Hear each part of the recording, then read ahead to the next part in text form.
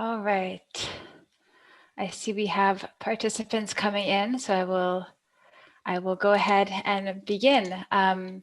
Thank you very much, everyone, for joining this EU DisinfoLab webinar with the co-authors of the European Commission Joint Research Center report entitled Technology and Democracy, Understanding the Influence of Online Technologies on Political Behavior and Decision-Making, which was published last year. Just a few quick housekeeping notes as everyone comes in to join us. Please just bear in mind that this event is being recorded.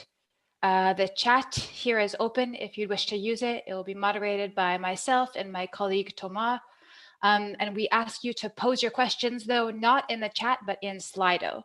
So we'll be using a Slido for this. You can reach it by downloading the Slido app or by just going to slido.com and using the event code V728.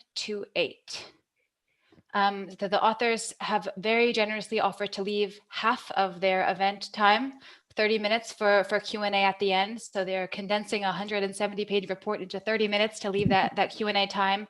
And we thought that a Slido would be the best way to really gather your questions for that.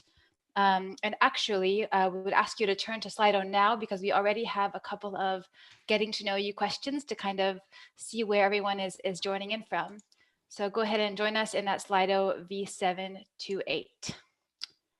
And we'd love to know what sector you represent.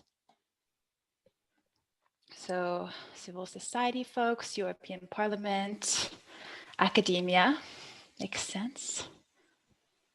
Okay.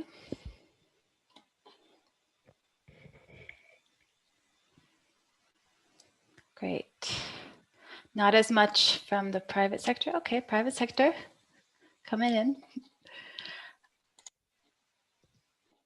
And for the question in the chat, there will be a replay available. Yes. In probably the next 2 weeks, EU DisinfoLab will be sharing out that recording.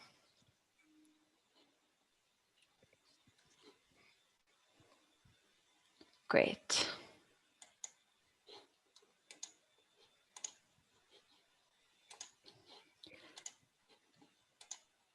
I'm really happy. We already have 97 participants with us here, so that's really excellent. And I think this is really merited given the strength of this report. So I'm really happy everybody can make time for that and that our speakers could make time to share it with us.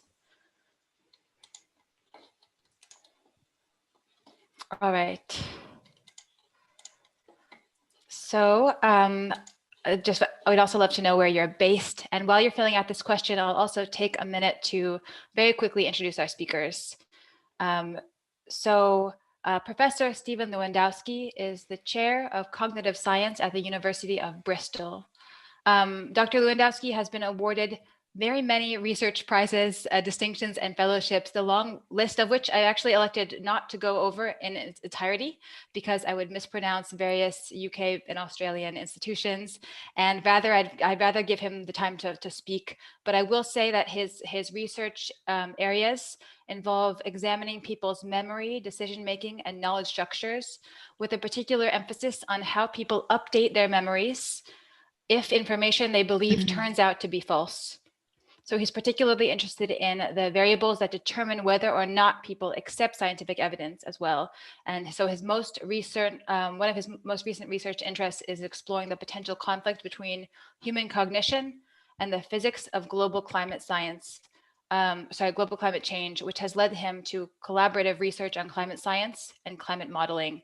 And he currently holds an honorary position as a visiting scientist at the CSIRO Oceans Atmosphere Laboratory in Tasmania. Meanwhile, Laura Smillie leads the European Commission's Enlightenment 2.0 research program. A quick word on this program, which Laura can explain more in detail perhaps, but the Joint Research Center Enlightenment 2.0 program is a multi-annual research program within the Joint Research Center, which is the European Commission's Science and Knowledge Service. The JRC employs scientists to carry out research to provide evidence-based scientific support to the European policymaking process. Within the JRC, the Enlightenment 2.0 program seeks specifically to understand the different drivers that influence political decision-making in the 21st century. And prior to joining the European Commission in 2017, Laura was the Director of External Research Relations at the Rothamsted Research Institute. So quickly, together, Laura and Stephen were the lead authors of this report, which, as I said, it's 170 pages, so they will not be covering it in full, but they're going to now be able to give us an overview of the work, the motivations behind it, and some of the very many implications that it has for tech and digital policy discussions taking place today in the EU, also far beyond the EU. So without further ado, I will give the floor over now to Laura.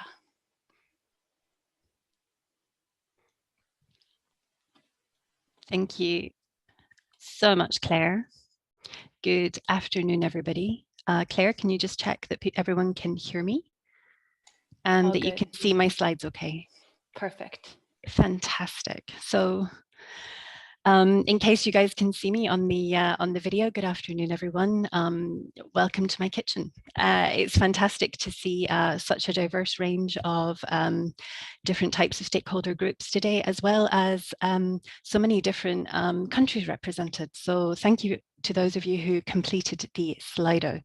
In Claire's very kind introduction, she mentioned indeed that we are I'm heading up the multi-annual research program, slightly pretentiously called Enlightenment 2.0. This is important context. I'm just going to spend a very small amount of time but explaining to you what we're doing. At the JRC, which is the Joint Research Centre of the European Commission, we are providing the evidence, the underpinning, if you like, for our policymaking colleagues. We ourselves are not a policymaking DG. But what we are doing is trying to sort of find the cutting edge of science and also regulatory science to kind of help the machine oil it and ensure that it's flowing. So in order to ensure, because we believe fundamentally that evidence-informed policies make for the best possible policies, we needed to try and work out, so what are the key issues that are being, the 21st century is being confronted with. And we wrote about this in Understanding Our Political Nature in 2019.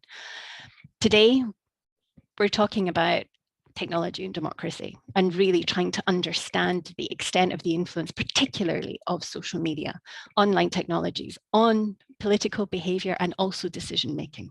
But important and of possible interest to many of you is the fact that in the pipeline, we're also looking at the science of values and identities, specifically in the political process. And there's a chronology to this work, because once we've understood the macro problems, once we've understood this kind of new technological world we find ourselves in, once we understand the roles of values and identities, we now get to a point of, okay, so we understand our strengths or weaknesses, what is influencing decision-making, etc. Then when it actually comes to communications, we know that we can do a whole lot of different things, but the question is, should we be? So the fourth and pillar of this program is going to be looking very importantly at meaningful but on equal footing ethical communication. So it's not because we can do it that it means we should be doing it. So that's important context, just so that you get some idea of how this is fitting into the broader landscape. So if we just quickly look at managing, if you like, the online world, how we came to this work. Well, we scoped this out together with our policy making colleagues, and we wanted to understand what some of their issues actually were. And of course, if there's for policymakers in the online world, there's kind of three main categories. Either you can look at focusing on the actors who are involved. You can focus on, basically, if it's just the actors, you're kind of playing chase down the road and catch up.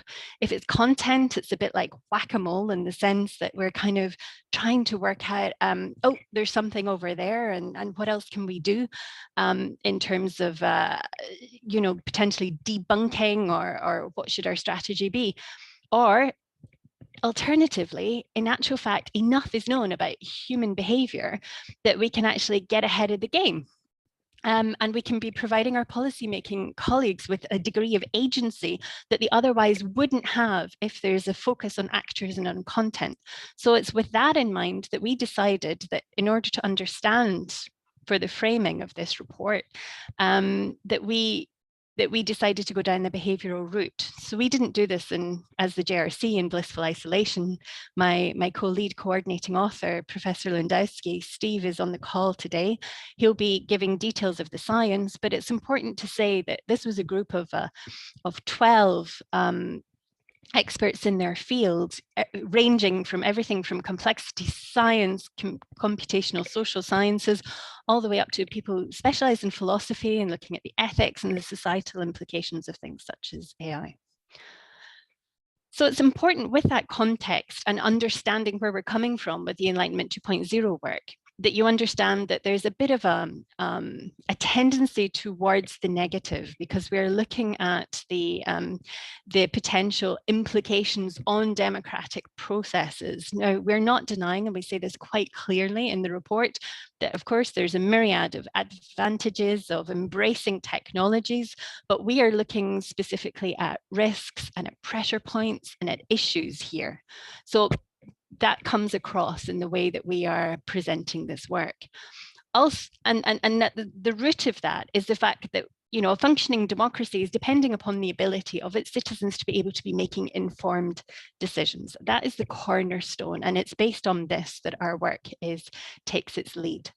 Another important point related to the behavior is the fact that we are not addressing bots, avatars, sock puppets, or AI in any way. But for those of you not familiar with the JRC's work, we've done substantial amounts of work on AI as well as cybersecurity. And there's a significant forthcoming report before the end of this year. In fact, it'll be out on hybrid threats. So you might want to watch this space, because that might be of interest to many of you. But why is all of this then important, and why this framing? Well, just under half of all EU citizens are using social media either every day or almost every day. Facebook, which has a broader than the EU member states definition for Europe, has in excess of 305 million daily users. And of course, if we look at the average length of time that people are actually on social media, there's a significant range from Germany of 64 minutes, but then all the way up to 129 minutes. And this is the average we're looking at here. So we're looking at a lot of people spending a huge amount of time online. And so why is this important? Well, in our report, we show that from all the evidence that we've actually gathered, we are showing that social media can have an actual causal effect on people's political behaviors. And that includes inciting dangerous behaviors such as hate crimes. So Steve is going to go through in some detail what this actually means for policy, but I'm just going to quickly let you know that what we're doing from a policy perspective, we address in sort of dedicated chapters, we look at what this means for policy in how misinformation and tackling disinformation, what the implications of this are, be it redesigning platforms, be it empowering citizens, the creation of friction, looking at promoting critical thinking skills. We're looking at leveling the asymmetric landscape, if you like, in terms of potentially different types of regulation, looking at data privacy versus data availability. We're looking at things like safeguarding the guardians, because we need to be recognizing the incredibly important roles of content moderators, fact checkers. I'm sure we have a few on the line today. We recognize that all the onus and burden of responsibility should not be on the shoulders of these particular stakeholders, but we need to ensure that they're safeguarded. Safeguarding the electoral processes, in particular thinking about online advertising, political advertising, as well as political misinformation. In addition to facilitating public debate, and then we look at future research agendas, and then something that's often of interest to the disinformation group is the fact that we actually incorporated a foresight study into this report. So in the appendix to this report, you'll actually find a very interesting small study that we did, whereby we created 4 different scenarios together with representatives from industry, from policy, from NGO sector, from academia, and just before lockdown last year, we were able to all meet in a room, work through what possible future scenarios could look like in order to help people reflect upon the extremely complex environment that we're likely to be finding ourselves in, so that people can really try and say, okay, if I was going to be making a decision on some of these incredibly difficult areas, what possible worlds could we be in, and what would the consequences be? And that might be, and these might prove interesting tools for some of you to be using and evolving. Another thing that I just wanted to look at in terms of possible solutions, because Steve is going to be focusing on these 4 really important pressure points that we identified, but it's about the importance of taking democracy online. It's about the importance of citizen engagement, that interacting, and how we can ensure public engagement. You know, a really important thing that we're seeing is this, it's an interesting graphic here from the report, where you sort of can tell the different people in different colors. They only see as far as their own color, and why in actual fact the overall view is so much bigger, and just gives you an idea as to how distorted our closed networks might actually be, and why the importance of this public engagement and giving different types of people the opportunity to be actively engaging is so incredibly important. Now, just a couple of words on the key scientific findings with regards to deliberative democracies. I mean, we clearly say that we shouldn't, it's not all rosy, that they can contribute to degrees of radicalization and extremism when they're self-governed online fora. We don't deny this. However, when governed well, we're seeing that there are myriad benefits to engaging, and very importantly, there's research that's showing that online deliberative spaces, when managed well, can actually be as successful as offline deliberative spaces such as mini publics or citizens' assemblies. So this is all really encouraging. We have an important note on the future research agenda where we address issues of access to data. The desperate need in the EU for EU behavioural data sets, as well as the opportunity to be discussing co-creation of platforms directly with citizens. This is a list of all the amazing lead authors and contributing authors, but right now this seems like a good moment to hand over to my colleague, Professor Lewandowsky. Thank you. Okay, thanks, Laura.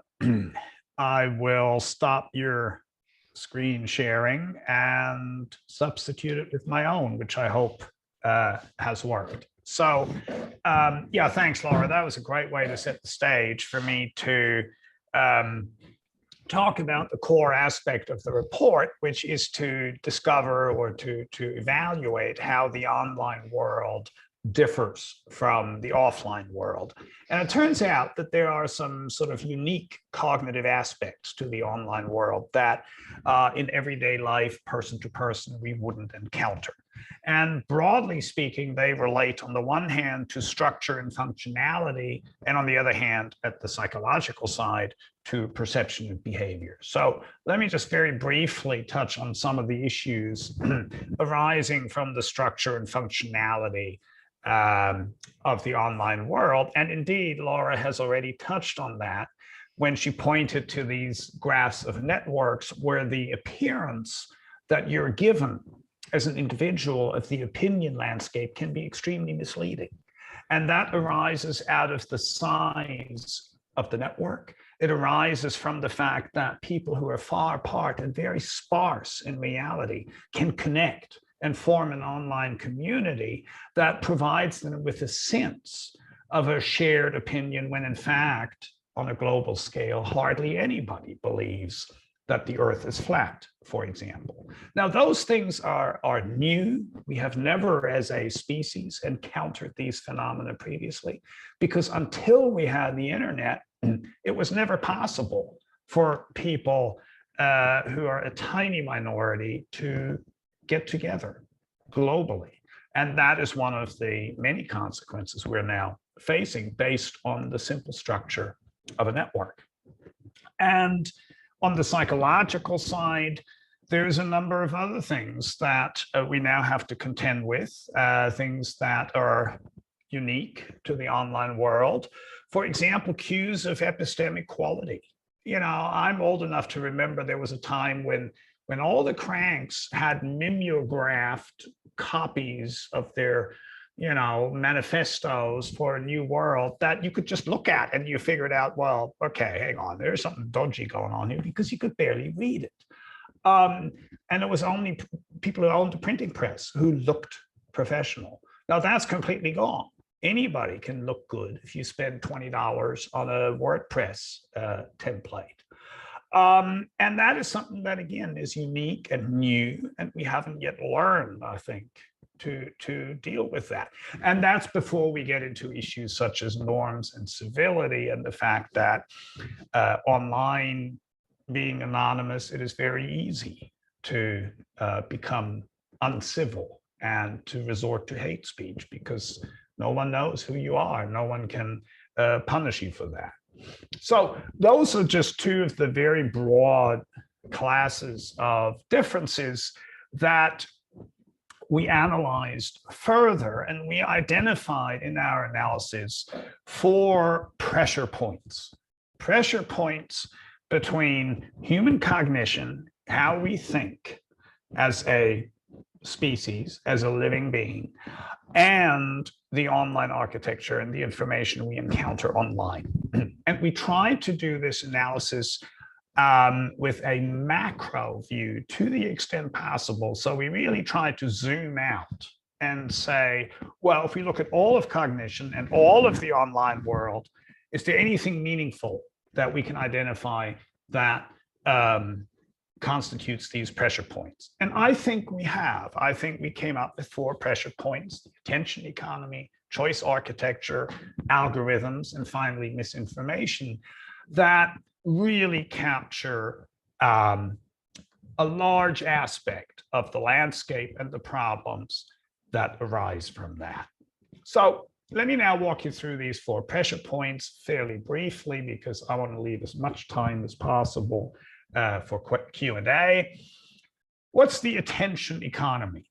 Well, basically, what it means is that when you go online, especially on social media, the main product, the main merchandise is human attention. If you're online, you get something for free, then it means you're the product. That's a good rule of thumb. Now, what does it mean for you to be the product? It means that somebody is trying to capture your attention so that they can advertise something else to you. So everything is about capturing attention. The business model of Facebook is to sell your attention to advertisers. Now, how do you capture attention? This is where things get to be interesting, because we know from decades of research that human attention is captured by things that are novel and arousing, evoking emotion, in particular negative emotion. Now, we don't want to talk about this much because it doesn't sound very nice, but actually we are drawn to things that are outrageous, negative, frightening, and so forth. Now, the problem is that disinformation, propaganda, misinformation is almost by necessity designed to be novel and to provoke outrage. So what do you now have? You now have an economy that is designed basically to expose you to low quality information, simply because that is maximizing the capture of attention, which is what it's all about. So it would be miraculous indeed if an attention economy gave rise to high quality information. And guess what? It doesn't. And we now know why. Now, similar thing is that everything you do online involves making choices. The moment you have to make a choice, somebody has to design the environment or the architecture in which your choice takes place. You cannot make a choice without a supporting environment, without a menu, without buttons, without some sort of architecture. And that gives the platforms a lot of power over your behavior. And to illustrate that, we considered a number of things, but privacy being one of them, because privacy is crucial to preserve democratic rights online. Now, the problem with that is twofold. Number one, users generally have very limited awareness of what personal data they produce and what is being used by the platforms to capture their attention, number one. But number two, importantly in this context, choice architectures play a major role in getting users to accept lenient privacy settings.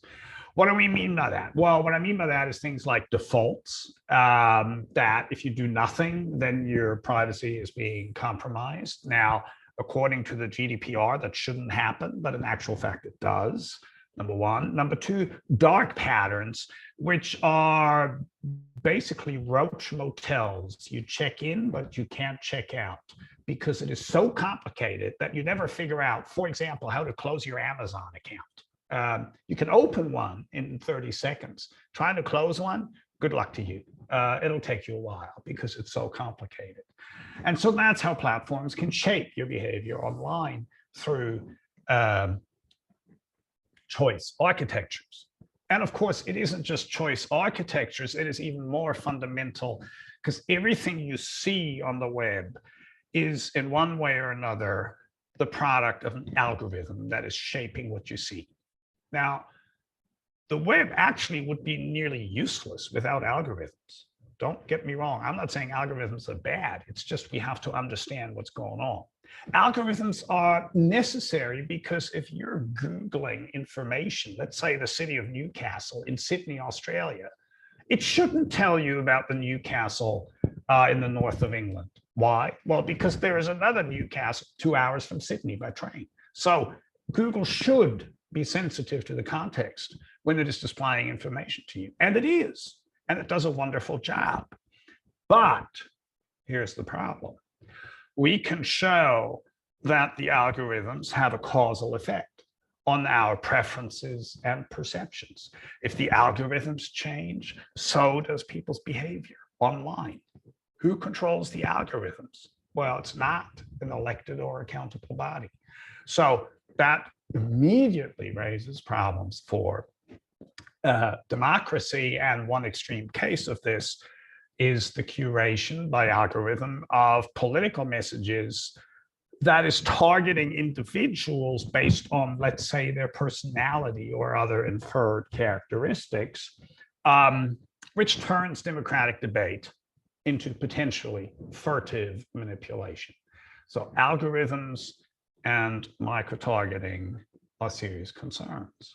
And of course, our fourth pressure point inevitably has to be misinformation and disinformation because, well, it's abundant.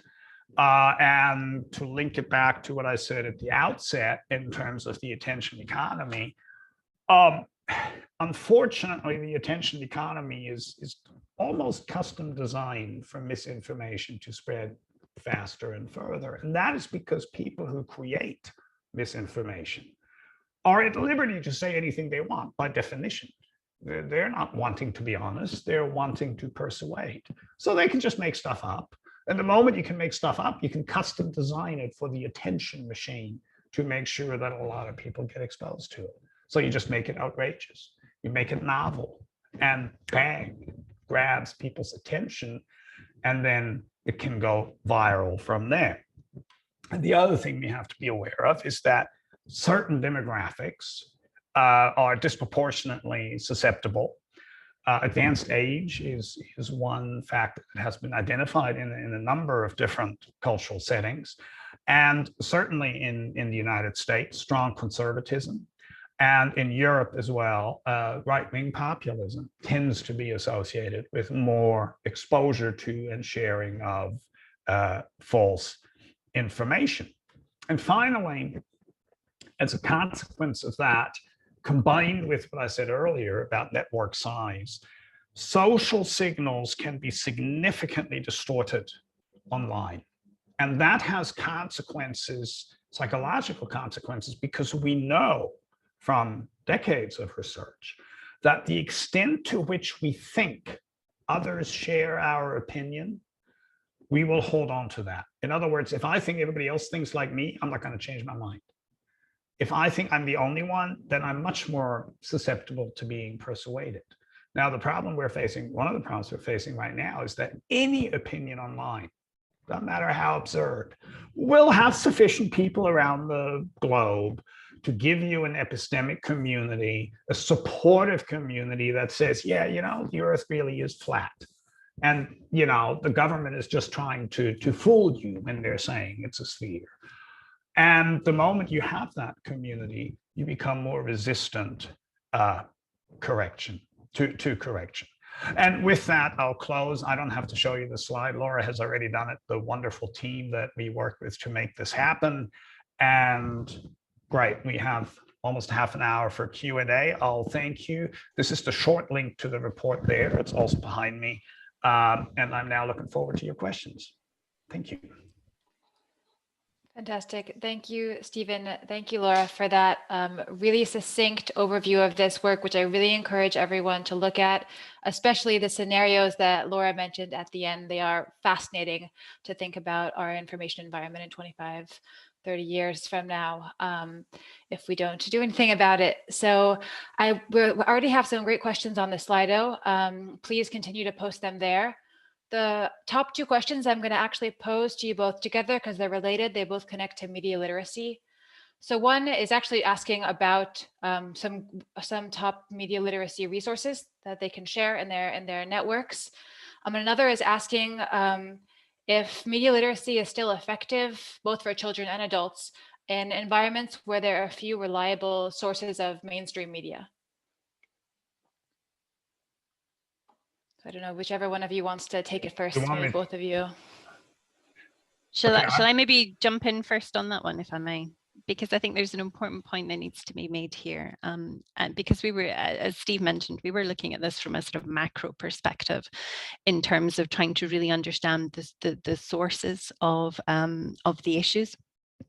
And where the sort of serious threats and risks were, and in particular, vulnerabilities to behaviour. And we have been very clear in this report that obviously education is incredibly important, as is the role of fact checkers, content managers, etc. But that's quite far down the pecking order in the sense of where responsibility, if you like, is really lying in terms of where significant actions need to kind of take place. So we don't go into huge amounts of detail on media literacy. We do highlight the importance of critical thinking. We do highlight a whole number of initiatives such as boosting, which Steve can go into in much more detail than I can, the creation of friction and such like. But I just want from the outset to make that point that the onus of responsibility, certainly from our perspective in this report, is not on the individual user. Thanks. Yeah, and maybe I can amplify the last point that Laura made. You know, we used a systemic analysis on purpose because we've got to change the system, the online architecture, the environment in which this unfolds, and if we really want to make a difference. I mentioned how important the algorithms are. We live in a world now where we can wake up tomorrow morning and YouTube may have changed its policy overnight and will have changed its algorithm, and that can have dramatic consequences for society, as we have seen when they decided to take down conspiratorial content in connection with the pandemic. So, and you know, but there's no accountability, there's no predictability, there's no democratic oversight or auditing. So having said all that, and having underscored the need for this to be addressed by a political process, we can't wait for that. And you know, if we can't wait for something, we got to do something in the meantime to address the issue. And media literacy training, up to a point, is one tool in our toolbox that we can use. Now, I'm going to put a DOI into the chat, which is to one recent paper by Sam Weinberg and his team at Stanford, who's done some wonderful work teaching children demonstrably to improve their media literacy, specifically to differentiate obvious falsehoods from more reliable information. And the key insight of this research is called lateral reading. That means that instead of staring at the screen of the information you're supposed to evaluate, trying to find out from that website how good it is, you don't bother with that. You open some other tabs and you use Google to search what others say about that website. And that is how you can find out very quickly whether it's reliable or not. If they show up in Snopes or some other Mythbuster, then you got a pretty good sense that that's probably dodgy. Now, you can teach high school students to do that. Their performance improves. So that's, as a starting point, I would send people to Sam's work, which is one of several. And here in Europe, we have the lie detectors, which you can find online, who do similar work in younger kids. So there's a number of things like that. Perfect. Well, that's very timely, actually, because Julianne from Lie Detectors has a great question. Julianne, of course, is a great resource for media literacy. So she's asking if there's any evidence that the think emoticon can slow down engagement in the way that fear or anger emoticons tend to speed it up. So do you have any thoughts on this? Yeah, well, I can comment on that. I can't answer the question about emoticons. I mean, the very specific question about the emoticon, I have no idea. What I do know is that there's evidence that in general, if you're nudging or prompting people to be more deliberative and to think, that does make a difference. It also, and indeed, one of the recent innovations by Twitter has been to prompt people if they're sharing something that they haven't read. So if I retweet something that contains a link, but I haven't bothered clicking it, then I now get a friendly reminder from Twitter saying, hey, you sure you want to do this? You don't want to read it first before you share it? So those nudges and little things are undoubtedly effective. I don't know about the Twitter thing specifically, but I do know there's a lot of research suggesting that introducing friction or slowing people down, forcing them to be a bit more deliberative, that does make a difference and cuts sharing considerably. Great. So we have quite a few questions still. I want to ask the question that was posed a little while ago, which is asking, is this just a issue faced by social media platforms, or is this an issue that's faced by social web, online communications, and the internet more generally? I'm not sure I understand the question. I mean, human cognition is probably very similar. I mean, it doesn't matter whether you're looking at, you know, a social media site or some other website. I mean, like a choice architecture, for example, will constrain what you do in the same way. It doesn't matter whether it's social media or a hotel that is trying to sell you a room. So that is, I'm comfortable saying that. Other than that, I don't quite get the question about the distinction. I think is there something about social media that might be different than other internet communications? Oh, well, sure. I mean, the fact that you can share things, I think, you know, the fact that it's social, the fact that things can go viral very quickly, the fact that, you know, anybody can produce content, that there are no gatekeepers. I mean, I think all of these attributes of social media are, you know, make it happen as it is now. Great. We also have the question, which is maybe the most pressing question, especially for our Brussels audience, which is how to hold platforms accountable. Do we wait for the Digital Services Act right now in discussions? There's also advertising legislation on the table for political advertising. Sure. What do we do? What should lawmakers do? Well, Laura, why don't you start with that one? I'll start with that one, no problem. So obviously, as you're all going to be familiar, the DSA came out in December, so the proposal. But importantly to note, that was actually part of the package, if you like, that was related to the European Democracy Action Plan. And this sort of links into some of the other questions, if you like, that are also on this Slido, which is sort of saying that this is a concerted effort, if you like, to try and help improve the overall health of democracies across our European Union. Indeed, it's not just, for example, looking at one of the pillars, which is disinformation in the European Democracy Action Plan, but it's also, for example, looking at media pluralism to one of the questions about the extent of media usage, etc., in relation to mainstream media in relation to the use of social media.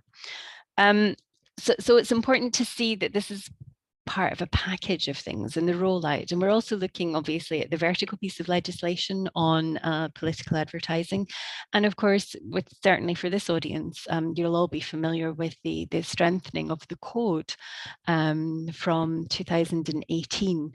And so there are a multitude of different initiatives going on at EU level, different types of legislation, different types of co-regulation that are all starting to fit into place. But obviously, you know, there's a lot of initiatives going on the ground at member state level as well. So a lot is happening. There's also a lot of consultation going on. And certainly when opportunities are given, we can only be encouraging the stakeholder community to be actively sharing your thoughts and your opinions, because they're very much taken into very serious consideration. Thanks. There's a related question, if we can sort of stay on that theme of co-regulation, that was just posed about whether you, as the co-authors, have had any specific ideas for co-regulation, for the kinds of co-regulation that are actually being proposed in the Digital Services Act, right? These codes of conduct. Do you have any propositions or any specific recommendations you give to those? Yeah, I think that's again Laura's baby. Yeah, I'll jump in here. Thanks, Steve. So I think what's important is that this whole report, part of the success of this report and the fact that it's actually been quite impactful, is the fact that, first of all, we scoped this together with our policy making colleagues across the Commission and sort of said, what are your needs? If we want to provide you with the agency by looking at behaviours rather than at content or at the actors, what do you need to understand? And so basically what happened is we scoped this work with our policymaking colleagues and sort of said, we have a whole list of questions that we kind of want to understand. We don't know if we have that. But then very importantly, it wasn't the policymakers who were leading the science. That was the job of the Joint Research Centre. I had the pleasure and privilege of being embedded into this international team of scientists where we were working together, then producing amazing sort of reviews of the state of the art of the science, and I'm synthesizing in a way that also my policy making colleagues can actually understand. And so as a consequence, when it comes to then sitting at the table, on topics such as political advertising, on topics such as the Digital Services Act, such as the EDAP, we are able to sort of say and show and demonstrate the usefulness of this evidence in a way that they're actually able to take it up. And yes, I mean, this report has proved useful and impactful for many different areas of policy to date, and is continuing to do so.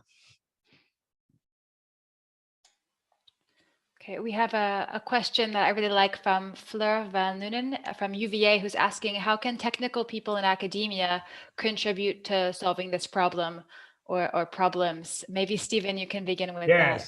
Yes, definitely. I mean, this in a lot of ways. I guess one of the things that I think is really important is to audit the algorithms, because we don't know what they do.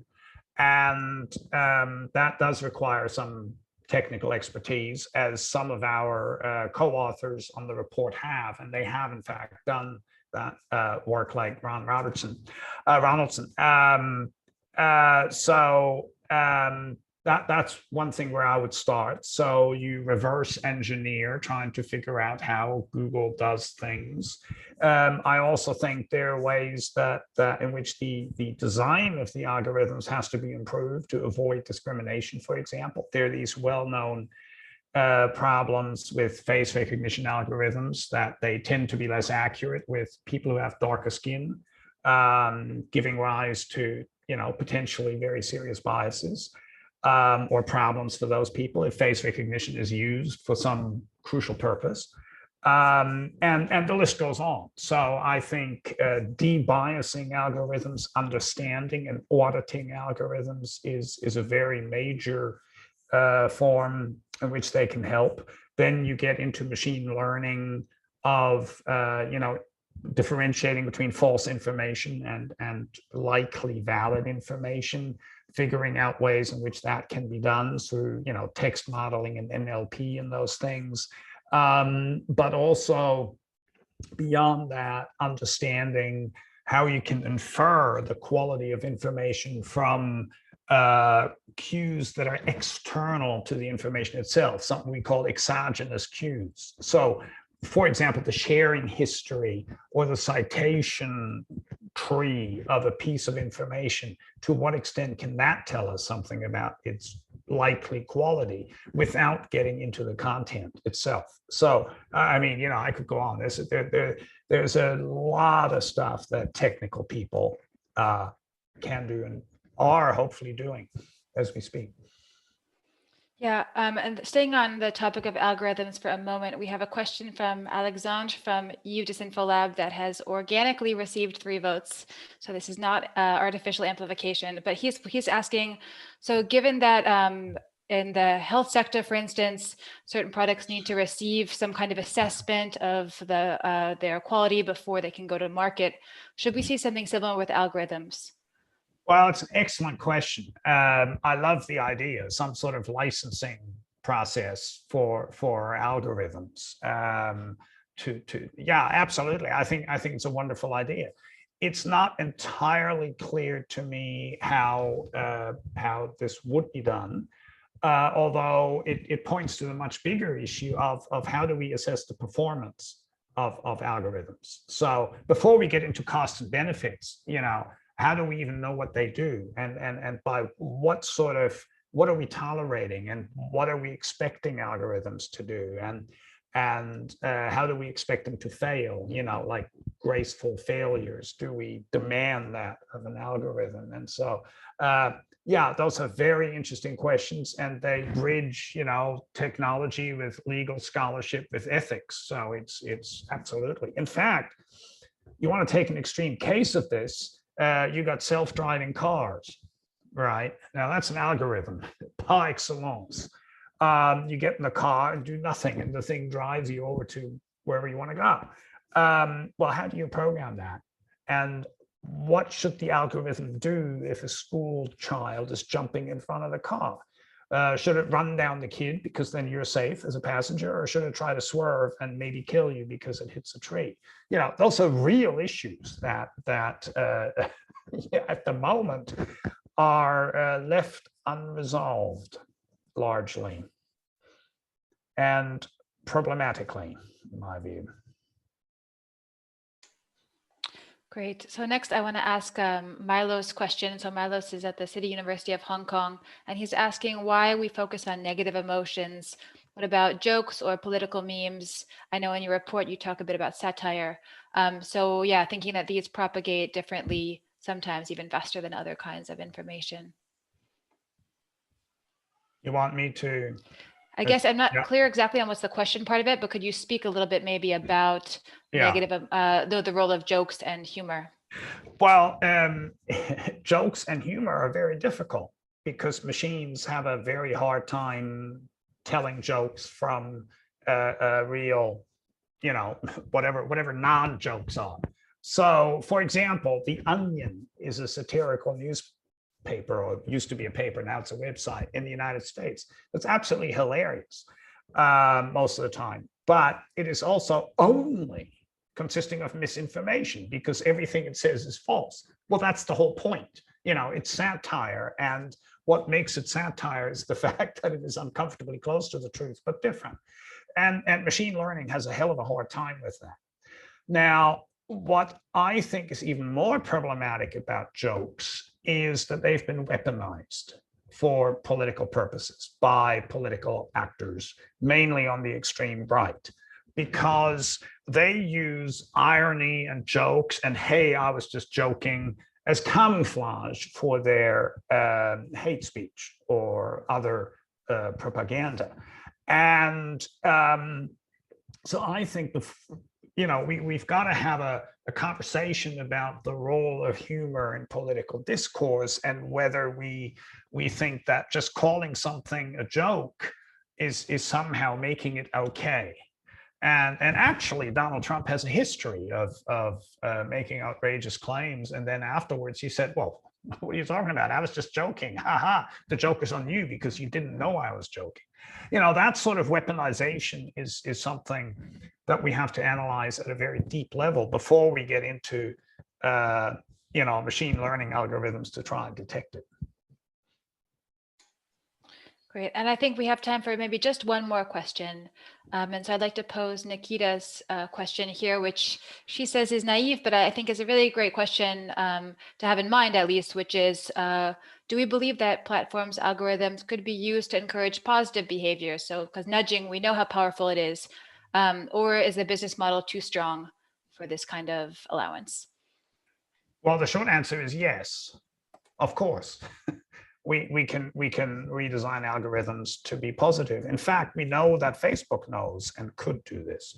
There was a report in the Wall Street Journal not that long ago, last year, I think, where it was revealed that Facebook knew internally that their algorithms were polarizing Americans and driving them further apart and making political discourse more toxic. And they also knew how to turn it off, but they decided not to do that because it would have cut into their profits. So we know that the algorithms can be redesigned to encourage more positive behaviors. There's no question. It's just a matter of the political will to force the platforms to do it.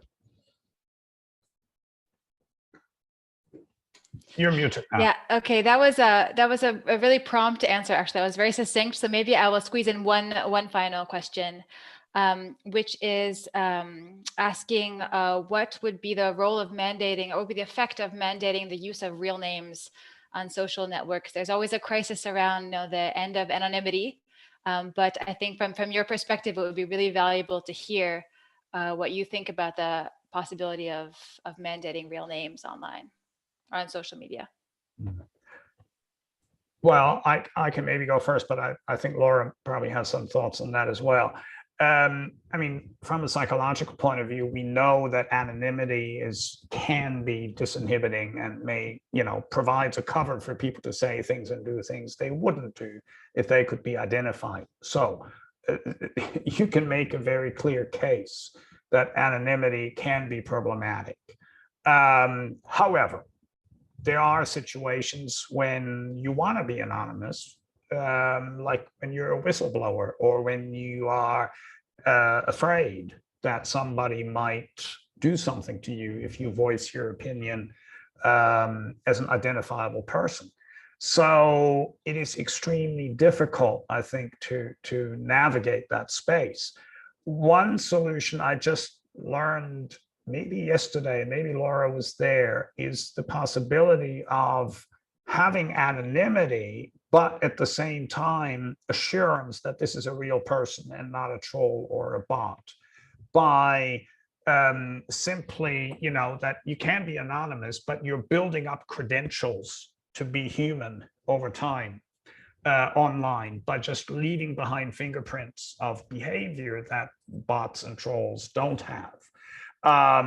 So that's a very interesting technological angle. I find it fascinating. And maybe that's something we have to explore. That's another thing the techies can do, going back to the previous question, is verify human autonomy without revealing who a person is.